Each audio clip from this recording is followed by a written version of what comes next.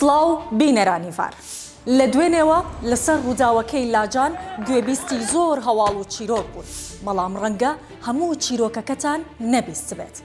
ئێمە چیرۆکی جیاوازی ڕووداوەکەی لاجانتان بۆ دەگێڕینەوە، چونکە بێگومان قسەی کۆتایی ڤار دەیکات. لە ڕووداوەکەی دوێنێ شۆفێری بارهەڵگرێک لەلایەن هێزە ئەمنیەکانەوە کوژرا.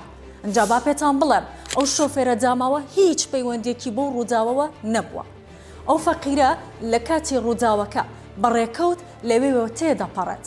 کاتێک شەڕ و گرژی دروست دەبێت لە بارهەڵگرەکەی دێتە خوارەوە و هەر لەو کاتەدا فیشەکێکی هێزە ئەمنیەکان بەرسەری دەکەوێت و گیان لەدەست دەدات.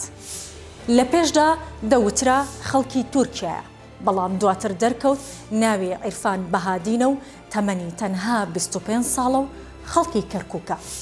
لەم گرافیکەدا چەند زانیاریەکتان لەسەر عیرفان بەهادین بۆ دەخەمەڕوو. تازە ژنی هێناوە و کرێچیە، باوکی منداڵێکی 2 مانگە.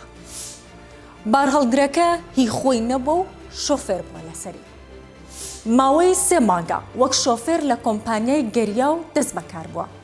بەهۆی کارەکەیەوە 3 مانگە ماڵەکەی بردووەتە هەولێر. ئەمڕۆ لە شاری کەرکووک تەرمی عیرفان بەهادین بە خاک سپێردرا.